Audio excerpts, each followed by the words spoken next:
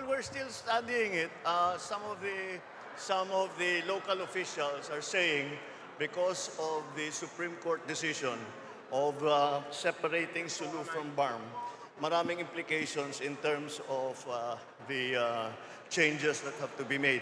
Kung kaya natin, baka hindi natin kayang gawin by May of next year.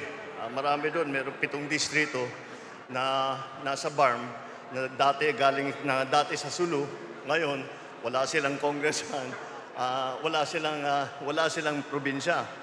Meron ding 8 municipality na walang distrito at walang probinsya pero nanalo sa plebisito, so kasama sila sa BARM. So gagawa ngayon tayo ng isang bagong probinsya, number 2. Papalit ngayon dahil nga sa pag-alis ng Sulu, kailangan palitan ng mga batas ng BARM. Kaya yung Transition Authority, kailangan trabahuhin ngayon para doon sa bagong sistema, doon sa bagong administrative code, sa bagong local government code, sa bagong electoral code, yun ang kailangan nilang trabahuhin. Marami tayong hindi nakita na naging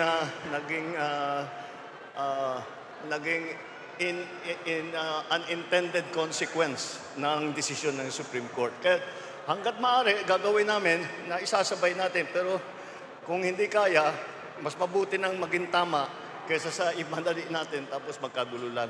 Okay? Timeline kayo sa study? Kasi syempre ongoing rin yung preparation. Ay, iba-iba yung mga suggestion na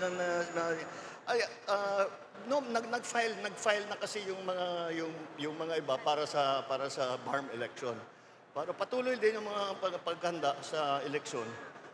Kailangan lang natin tapusin yung sa mga consequences nga ng Supreme Court decision.